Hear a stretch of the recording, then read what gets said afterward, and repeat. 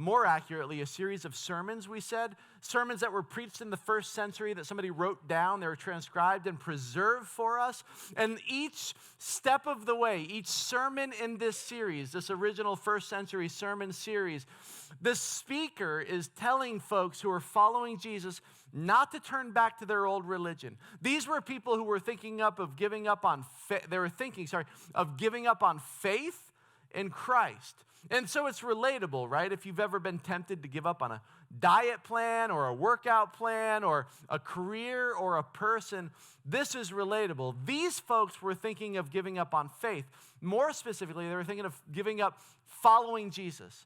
It was a Jewish audience that, and many of you know this, the Jewish people had been waiting and waiting and praying and crying out for years for a Messiah, a promised rescuer, someone that God would send to rescue them, they thought, from Rome. And so when Jesus shows up on the scene, a lot of people said, maybe this is the Messiah. These Jewish Christians, when they saw him come back to life, they were like, well, that kind of seals it. So they followed Jesus. They were like, this must be the Messiah. And there was a lot of other people who did not believe that they saw the Messiah as somebody being more geopolitical that was going to kick out Rome. Jesus was describing a different kingdom that he was establishing, right? And so the Jewish Christians, the audience of this book, were following Jesus, but oftentimes they were met with persecution. They were met with being ostracized by their brothers, sisters, families, friends, co-workers who were like, you follow Jesus as, like, they thought it was blasphemous to call Jesus the Messiah. And so these folks were starting to feel the heat. And they were tempted to turn back, to give up, to not keep following Jesus. And so the author here writes to say, hey guys, keep going. Don't stop. He's who he said he was. You know who he's who he said he was. Keep following Jesus. Don't turn back. Jesus is better. Keep going, keep going, keep going. And you got this. One of the things that they said, you got this. And in order to keep walking, in order to keep following, in order to keep following Jesus together, you've got to do it by faith. Walk by faith. And then this chapter starts in chapter 11 where the author pivots and goes, I realize that when I just said that, I need to describe for you what faith is. I need to give you a definition of faith. And that's where chapter 11 begins. That's how it begins, what's called the Great Hall of Faith. It begins what we talked about last week. We'll catch you up real quick. The author says, now faith, because I haven't described it for you yet, faith, I just told you that you need to walk by faith. So here, I'm going to tell you what faith looks like. Now faith is confidence in what we hope for. And we said last week, that's not very helpful. That's a little bit foggy, right? How can you have confidence in something that you only hope for? And he goes, hold on. I'm going to talk about that. I'm actually going to make it more foggy first. He goes, and assurance about what you do not see. You're like, all right, pause. How can I have assurance about something I can't see? How can I have confidence in something that I only hope for? Like tangibility says I can touch this, and we do not yet see it, which means I can't touch it. Are you telling me that I should have the ability to touch something that I can't touch? And he goes, exactly, right? That's faith. Faith is, and we said this last week, faith is believing God enough to do what he says. Believing God enough. And sometimes the emphasis is on the enough. We see that, and we're going to see that all through chapter 11 here. Each of these stories that he uses to illustrate this, often these heroes were not so heroic. They just trusted him enough. They had one foot out over the line. Sometimes it's a 51-49 enough, but it's just enough. He goes, faith is trusting God enough to do what he says. Faith may not be knowing exactly what, but knowing who. And if you are with me, I don't know where we're going, we'll go there together. Faith is trusting God enough. And the author, he tries to set up this definition just in the first verse. He goes, faith is confidence in what we hope for, assurance about what we don't see. And then he realizes, he goes, okay, this isn't very helpful. Like a definition isn't going to help you. What's more important is, maybe let's get away from the definition for a second. If you want to know what faith is, watch what it does. If you want to know what faith is, watch what it does. And that sets him up for some stories he's going to tell. That's verse 2. So if you're moving on through this chapter, the pivot between 1 and 3 is 2. He says, this is what the ancients were commended for. I'm going to start telling you some stories. We're going to learn some stories, read some stories about the great heroic hall of faith from the Old Testament that he's going to highlight each of these stories, people who acted out what faith is. He goes, I can't give you a definition. I have to give you a story. And then he pauses for a second and he goes, what story should I start with? Because where do you start? He's like, yeah, should I tell him about Abraham, this guy who was an inch away from extinction but trusted God anyway? Oh, there's going to be ladies in the audience. I should talk about Sarah. Sarah is one who, despite the fact that she was given a promise about having a child, she knew that she was past childbearing years, and yet she walked in faith. Which story should I tell? Oh, there's so many. And then he goes, man, he ends up telling 19 stories. In this whole chapter, he goes, I know where I'm going to start. And look up here, rather than beginning with Adam and Eve, rather than beginning with Cain or Abel, rather than Moses or Abraham, he starts, this is brilliant, he starts with creation. Creation itself as a character. Verse 3, by faith we understand that the universe was formed at God's command, so that what is seen was not made, now you got to get all the words right here, was not made by, I'm already messing it up. So what is seen was not made out of what was visible. Now, before we talk about what that means, because there's a very specific meaning for our lives today, the application with this verse, I want to ask you a question, and it's this. Have you ever looked at a situation, because I think this is who the author is writing to, have you ever looked at a situation before and concluded that there was no future because you couldn't see one? There's just like, this is just unsavable. Maybe it was your marriage, maybe it was your finances, maybe it's your health, maybe it's a relationship, maybe it's a child, maybe it's your faith. You looked at all the available evidence. You went, I've looked at this every way I can look at it. I've seen all the visible facts. I've looked at everything I could see to measure. And it's not that I haven't looked around. It's that I've simply concluded I do not see a way forward. I do not see a path forward. I don't like the options. That's not what you're saying. It's not, this is difficult. That's not what you're saying. I genuinely just simply do not see a path forward. The writer of Hebrews would say something fascinating, that maybe the problem is not that there is no future.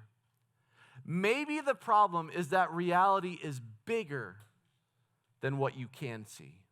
Maybe the problem, the tension, the frustration that you feel when you think about that particular situation, that particular person, that particular thing that dynamic that you're walking out, the inevitability that you feel, the helplessness and the hopelessness that you feel, the impossibility of it that you feel, that maybe the problem is not that it's actually unfixable, maybe it's not actually untenable or doomed or broken, maybe it's just that it isn't visible. And here's what he would say. Just because it isn't visible does not imply that it isn't available. Just because it isn't visible does not imply that it isn't available. Because you can't see it, that doesn't imply that it simply doesn't exist, because that's exactly what Hebrews 11 is about. Go back to verse 1. He says this, faith, this is what we're talking about. Faith is confidence in what we hope for. Assurance, we said assurance is a standing up, right, of what we do not yet see. Faith is confidence of what we hope for, assurance of what we don't see. And then immediately he gives us an example. Not Noah, not Abraham, not Adam and Eve, but creation. Verse 3, by faith we understand that the universe was formed at God's command, so that what is seen was made not out of what was visible. Here's what's fascinating. The people who first heard this isn't going to blow your mind, they were not modern day scientists. They were not. You're like, that's what we came to hear today. They were not sitting around, now follow me, they're not sitting around talking about the Big Bang. They're not sitting around talking about string theory. They're not here talking about quantum physics. It's nothing like that. But just like each of us, they do have a worldview. right? And this is like, it's not even a primitive worldview, it's just a worldview, right? This is not a science one. This is 1,600 years before the telescope, 1,500 years before the microscope, before we even knew what germs were, which some of the earliest doctors in that field thought that that was voodoo, that it was witchcraft, the idea that there's floating micro things that you cannot see that just, they're contagious, they make you, that sounds spooky. A lot of people walked away, they ran. We are years away from any of that stuff. This audience that he's writing to, they were not scientists the way that we think of scientists, but they do have some assumptions about reality, the same as all of us. Most educated people in the ancient world believed that the universe was created or fashioned from pre-existing matter, right? And that makes sense when you think about it. We generally do the same thing. If you're hiking in the forest and you come upon a cabin, you would go, well, this house came out of logs, which came out of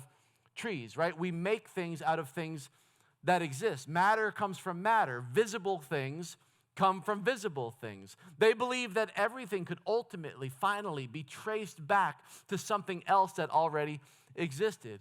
So a house comes from wood. A statue comes from stone. A pot comes from clay. Visible from visible. So in the worldview of their day, the universe was not created from nothing.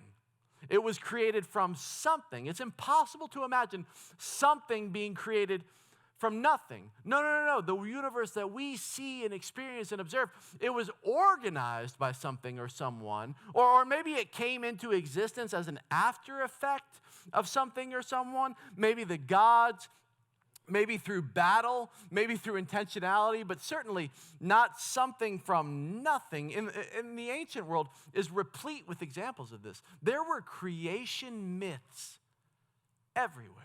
You've heard some of these. The Egyptians had creation stories. The Babylonians had creation stories.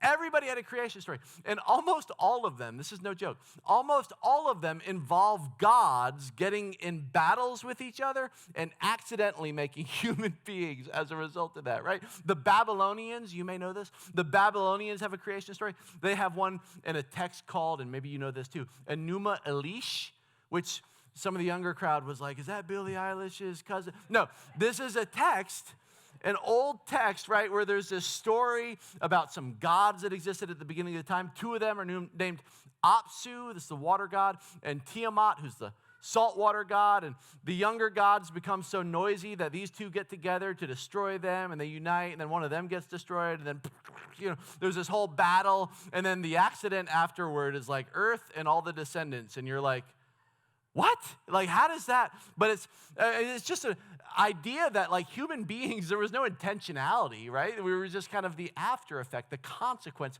of gods getting mad at each other. There's a Canaanite story. Some of you guys might know this. In the Old Testament, remember the Canaanites, Israel's neighbors? They have a story that incorporates the same worldview, the same idea, the same dynamic. It's not a creation story, but just sort of a representative worldview of the time. There's a storm god named Baal. You guys remember this guy? He appears a lot in the Old Testament, and he's constantly battling a sea god named Yam, which if you're picking out baby names, you should be writing some of these down. Yam, and then Mot was the god of death, and these gods, they compete for power, they lose power, they get power, they regain power. The fate of the world is tied to these cosmic forces. Rains and crops and fertility and survival all depend on the moods of the gods. Imagine living in a world where the weather depends on the moods of the gods. It's just kind of this ongoing thing. Human beings were not special. They were just caught up in it, right? The Greeks had a worldview, a creation myth. They begin with chaos, the world and universe and galaxies. They're just sort of swirling and brewing at all times, this really kind of volatile thing that is just out there spiraling, and then a primordial being named Gaia, the earth god, and Uranus, the sky god. They come together. Things become increasingly violent. One is overthrown by a son named Cronus. Cronus is overthrown by his son Zeus. I realize this is starting to sound like a Marvel movie. And the universe is shaped through successive generations of divine conflict, and human beings are just a spill-off of that. Human beings are not, in all these Greek stories, human beings are just here to serve the gods, if they're here for any reason at all. And every bad thing that happens is because the gods got annoyed with us because they're off doing their God thing. And every now and then we get too noisy and the gods come down and go, knock it off. Get back to work. Keep it down. The Egyptians, they had a creation story, a mythology, a bit more nuanced. Some Egyptian accounts are less violent, but they begin with a watery chaos called Nun, which is also interesting. A creator deity emerges from the waters and brings order to the disorder. And what's important is that chaos is often portrayed as an eternal threat.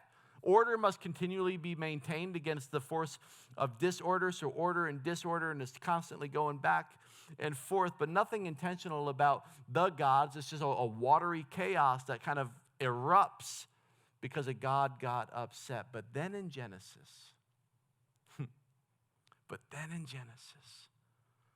the idea of an uncreated creator at the beginning of time who creates from nothing, ex nihilo is what it's called, a concept that theologians love. This God, he does everything with intentionality.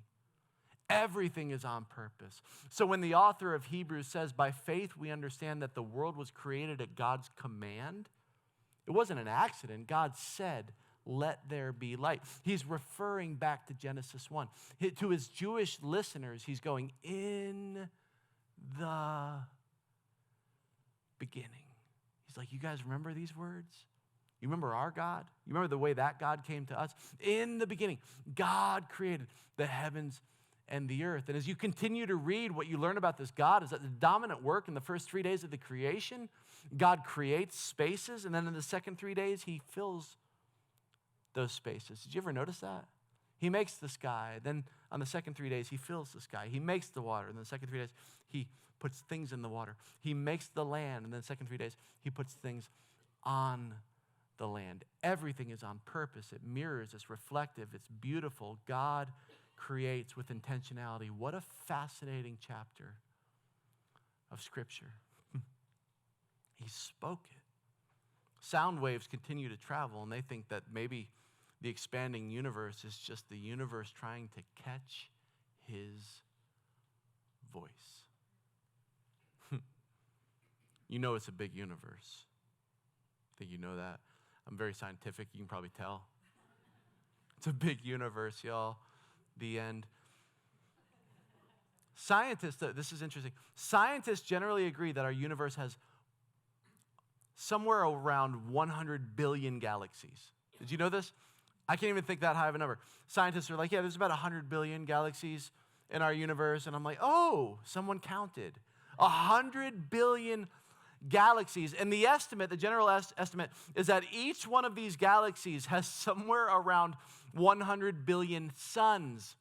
So just like we have a sun, there's about 100 billion suns out there. And they believe that each of those suns has at least 100 billion stars around it. And now they're estimating that our galaxy alone has at least 100 billion black holes.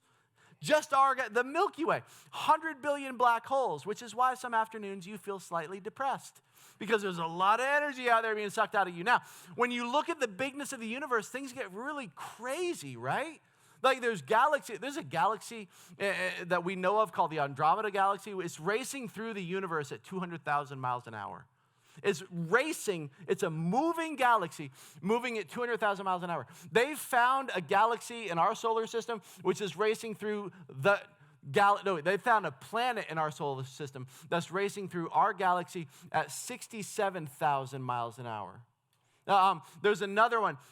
You put those together. There's one that's racing through this galaxy at 200,000 miles an hour while spinning at 67,000 miles an hour, rotating that fast. It is a planet called Earth, and it's why you should wear a seatbelt.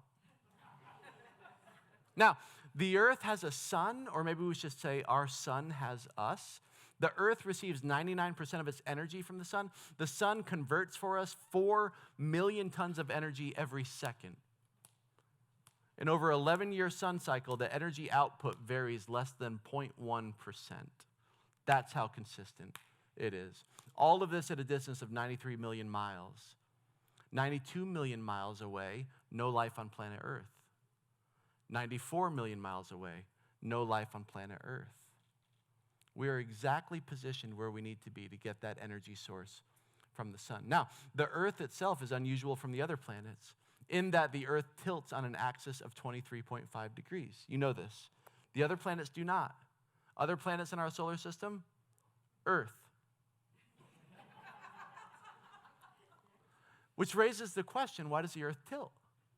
If the Earth did not tilt, and maybe you know this, it would run the risk of becoming something that's called tidally locked, which means that one part of the planet would face the sun so much that it would fry, and the other side would face away from it so much that it would freeze. We are exactly at the percentage we need to be. That 23.5 degree tilt is exactly what we need to produce life on planet Earth. 22.5 degrees, no life on planet Earth. 25.5 degrees, no life on planet Earth, which raises the question, why does it tilt? It tilts because 40% of that gravitational pull comes from the sun pulling at us. The other 60% comes from this little rock called the moon.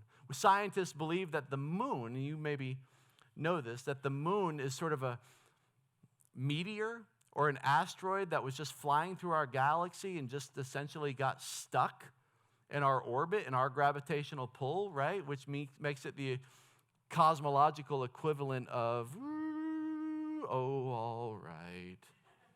It just spins in our circle. But if we were not caught between the sun and the moon like this, we would have no life on planet Earth.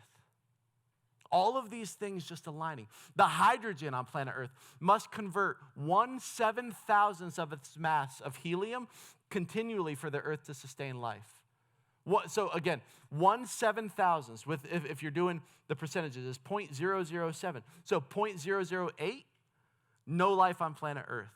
0.006, no life on planet Earth. Our atmosphere, and you remember this from high school, 21% oxygen, right? If you had 23% oxygen in the atmosphere, no life on planet Earth. 20% oxygen, no life on planet Earth. The oceans, our ocean, is made up of 3.4% salt. Did you know this? You are also made up of 3.4% salt. We have just the right amount of salt in our bloodstream to keep us alive. If we had 3.5% salt, no life in you, no life on planet Earth. If we had 2% salt, no life on planet Earth. This, by the way, and you may know this, is called the science of fine-tuning. Right? It's as if there are hundreds and hundreds and hundreds of these unbelievably precise numbers that all add up to life on planet Earth. Like someone is standing behind all these dials with gravitational forces and density of particular minerals and primal elements that all have to add up perfectly. And it's not only all these hundreds of equations that all have to add up perfectly for there to be life here, it's also the haunting realization that if just one of those knobs was off just a little bit, it would render the accuracy of the rest of them completely irrelevant. There's a God that stands behind all these knobs. You realize this, right? And goes, and this one to 11, and this one to 3.4, and this one to 23.5. Hundreds and hundreds and hundreds of them. What a strange, mysterious little floating blue and green ball we call home. And it's made on purpose. And you are made on purpose. You're fascinating. How many of you guys can see me right now? Okay, good. Encouraging to say the least. Yep. You have a visual cortex in your brain connected ultimately to your eye and in the retina in your eye. This is 110 million cones, you may know this, 7 million rods, over 1 million nerve fibers, all working in harmony so that you can see things. You have over 100 billion brain cells, neural connections somewhere in the trillions. Every second, your brain is doing roughly 1 trillion computations every second.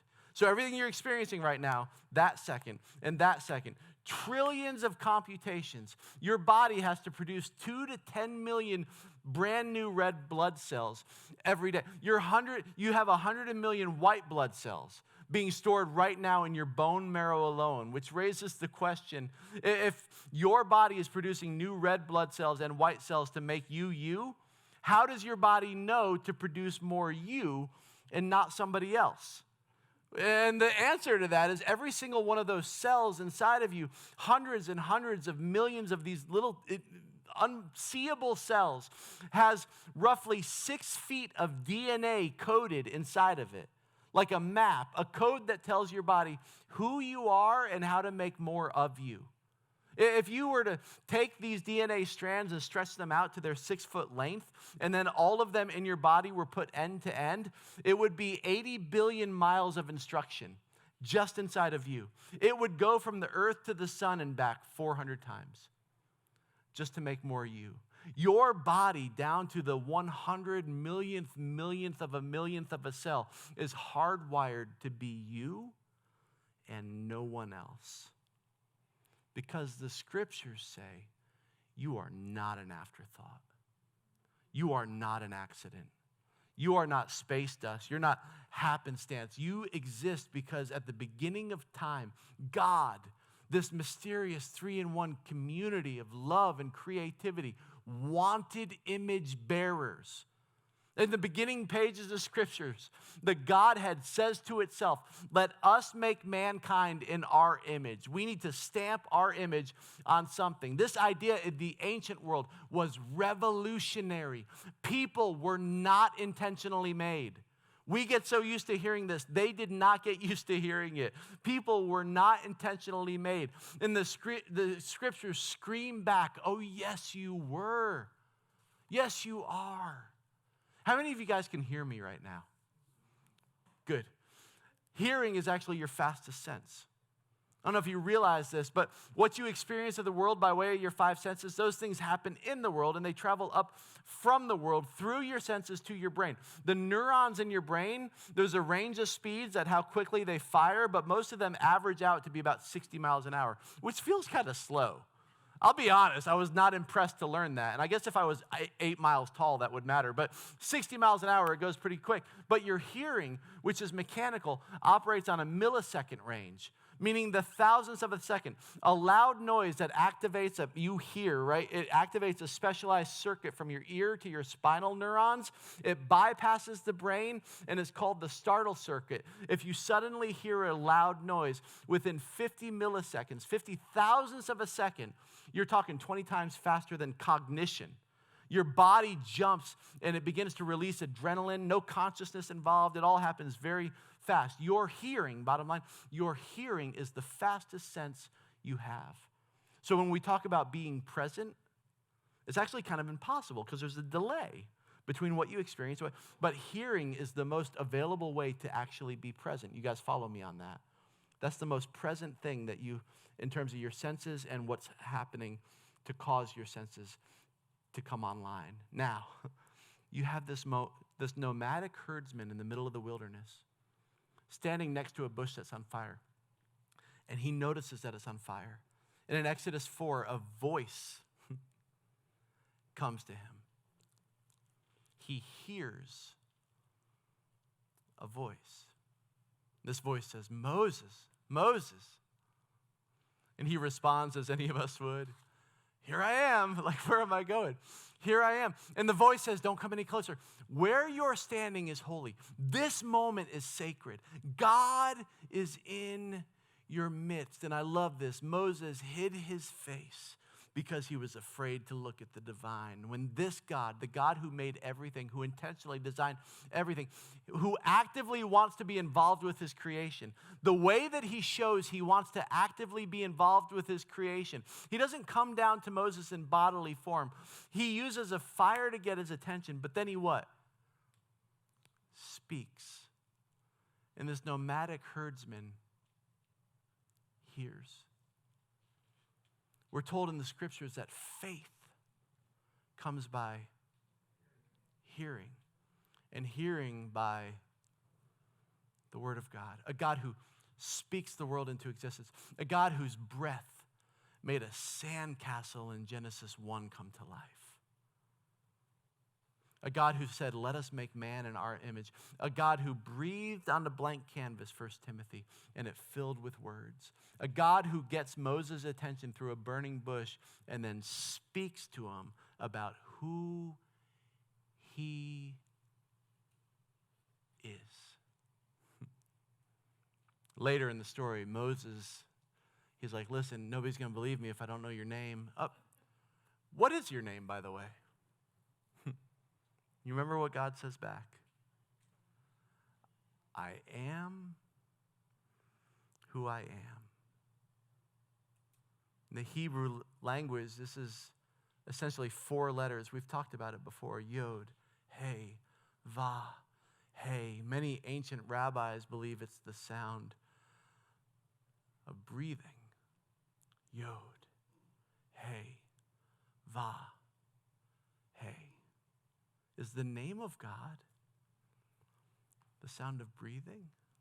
Now, the consensus among many modern scholars is that this is sort of a verbal form, like this name of God. God tells Moses, my name is I am, because God simply is. There never was a time he didn't exist. There will never be a time he doesn't exist. I am present. I am future. I am past. Like, I am completely independent. I rely on nothing for life or existence. I don't need anybody. I don't need anything. I am life itself. Life is only in me. I am eternal and unchanging. There is no past or future tense in my divine vocabulary. There is only present. And when I appear to human beings, I am so present that the only way I can accommodate your limited horizons is to use sound, right? Because I am outside of your existence. My mere name is both an announcement and an introduction. It announces my presence, and it invites you to know me by experience, but only in the present. In fact, the most present I can be on your limited time frame is to appear to you through sound, because I created your hearing. I am. Years later, Jesus is standing outside the Mount of Olives after teaching in the temple courts and freeing a woman who's been caught in the act of adultery. He's got these questions around him by religious leaders asking about his identity, and he responds to the interrogators with the words of Moses, or God to Moses. He says, very truly I tell you, before Abraham was, I am. What the writer of Hebrews is here saying is something quite astonishing. And for the world they lived in, this is quite revolutionary. He says, by faith we understand that the universe was formed at God's command, that nothing is accidental, that there is design and planning and intentionality and closeness and intimacy. By faith we understand that what is seen was made from what was visible. By faith we understand that what is seen was not made from what was visible. What the author of Hebrews is here saying is the deepest reality is not visible. The deepest reality isn't material. The deepest reality isn't what your eyes can see. The writer here, he's not trying to teach physics. He's trying to teach vision. He's trying to teach us to learn how to see, because faith, he says, is not closing your eyes. Faith is opening them wider, because there's so much more going on. Faith is recognizing that reality is larger than what can be measured, touched, photographed, observed. Faith is recognizing that behind what is visible stands an invisible God. That's actually one of the great themes of Scripture that he's summing up with one verse. When Moses begins writing a book called Genesis, he doesn't begin by explaining how God created everything. He's making a different point, one with breathtaking simplicity. In the beginning, God created, period. In the beginning, God. Like, there is a creator. I'm not here to tell you how, I'm here to tell you who. One God, one creator, one source, one voice, one word. The point wasn't how creation happened. The point was that behind everything visible stands one who is invisible. Hebrews says that faith allows us to understand that. Not because we witnessed it, not because we observed it, not because we were there, but because faith sees something deeper than sight alone can see. We already live this way every day, don't we? This is some of the most meaningful things in the world you can't put under a microscope. Love is invisible. If you've ever felt love, if you've ever known love. Love is invisible. You can't put it under a microscope. You can't weigh it. You can't photograph it, but it is real. Trust is invisible. Hope is invisible. Meaning is invisible. Purpose is invisible. Beauty is invisible. Dignity is invisible. The most important realities in life are often the realities that we cannot physically see. And the writer here says that faith works the exact same way. Faith is learning to recognize realities that are every bit as real, even though they can't be observed with your eyes. This is why creation, this is so beautiful, becomes the perfect starting point for this chapter. Because nobody witnessed creation. Nobody was there. Nobody observed it. Yet faith understands something profound. The visible world, look up here, the visible world is not the whole story. Behind every mountain stands a creator. Behind every star stands a creator. Behind every life stands a creator. Behind every breath stands a creator. What is seen was not made from what was visible. Then the writer begins walking through history, and every single example follows the exact same pattern. Noah obeyed despite an unseen future. Abraham leaves despite an unseen promise. Sarah believes because of an unseen possibility, right? Moses chooses because of an unseen reward. Every story in Hebrews 11 after this are people ordering their lives around realities that they could not yet see.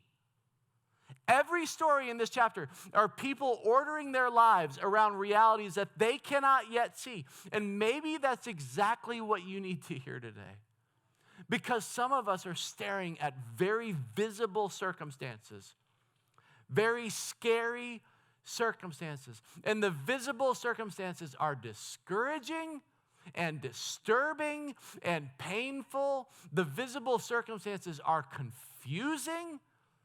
And if all you have, look at it, if all you have is what you can see, you may conclude that there is no future, that there is no healing, that there is no reconciliation, that there is no redemption, that there is no hope. But the author of Hebrews invites you to lift your eyes, to actually see. There's more going on. See deeper. Recognize that God has always been doing his greatest work in places that you cannot yet see. He is moving and organizing and creating and pulling us forward at all times, usually from behind the scenes. There are no accidents. There are no coincidences. Someone is spinning these dials, manning the levers. Someone is organizing the dominoes. There is an unseen, uncreated creator guiding it all. In the ancient world, seeing was believing. Hebrews says, but believing helps you see. Faith doesn't deny reality. Faith recognizes that there is more reality than what is visible. And if God could, listen, if he could speak a universe into existence, if God could create what is seen from what's not visible, what's not laying around, he didn't have to use spare parts, then maybe he can create a future that you cannot yet see. Maybe he can still do that. Maybe he can create redemption where you see failure. Maybe he can create hope where you see just despair. Maybe he can create life where you see death. That's sort of what he does. The God revealed in Scripture has always specialized in bringing visible realities out of invisible promises. And faith begins when we learn to abide in his presence, the presence of a God that we can't always see, but we can always trust. So back to my question at the beginning. Have you ever looked at a situation and concluded that there was no future because you couldn't see one? Here's the invitation. Don't reduce reality to what your eyes can currently observe. The visible world is not the whole story. There is a God behind it. There is purpose behind it. There is a promise behind it. And by faith, we understand that what is seen was not made from what was visible. Faith sees deeper. And when faith sees deeper, faith finds courage to keep walking, to follow Jesus together in everyday life. That's our mission statement here. We follow Jesus together. Notice this letter was written to a group of people. We follow Jesus together in everyday life, even before we see where the road ends. So we know who. Maybe not what. Maybe not how. But we know who. So Jesus, thank you that the visible world is not the whole story. Jesus, thank you that behind every mountain, behind every star, every breath, every life, there is a creator. John says you were there at the beginning. And thank you that you are not distant. We are not an afterthought. You are not absent. You are not indifferent. You are present. You're as present as we can handle. You are speaking. You are working, even in places we cannot yet see. Lord, some of us walked in today carrying situations that feel impossible. Relationships that seem broken, dreams that seem dead, questions that feel unanswered, circumstances we can't control. And if all we look at is what is visible, it's so easy for us to lose hope. Today, God, I pray for all of us in that space that you would give us the eyes of faith, that you would help us to trust you even when we can't see the outcome. Help us believe your promises when we can't see yet their fulfillment. Help us remember that just because something is not visible yet does not mean it's not real. And just because we can't see what you're doing doesn't mean that you're not working. Give us courage to keep walking, courage to keep trusting, courage to keep following you, Jesus. And church, before we move on, I want to give us just a moment to respond. Maybe something in today's message stirred something in you. Maybe there's a situation in your life where you simply can't see a way forward. Maybe you need prayer. Maybe you need encouragement. Maybe you need someone to stand with you and believe God with you. So for that reason, we've got folks here who would love to pray with you. I see Mr. Mike Lyons just got up. You can come and pray with him. He'd love to pray with you. You can grab him by the hand, go to the prayer room, or just raise your hand. He'll come to you.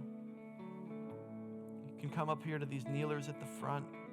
Nothing special about them, but just the posture of kneeling. If that's how you need to respond, we can light candles. You can stay right where you are. Pray quietly in your seat. There's no pressure, no expectation. But if God is inviting you to respond today, I don't want you to rush past that invitation.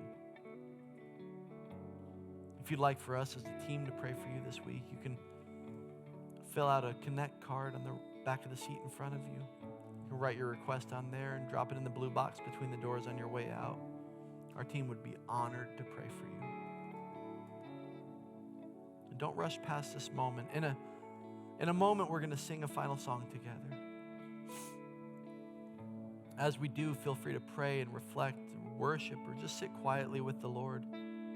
After the song, Pastor Jay is going to come up and share a few announcements, then dismiss us. And if you're new here at Midtown, we'd love the opportunity to meet you. I'll be out in the lobby with some members of our team. Please stop by. We'd love to hear your story, how you got here. But in this space right now,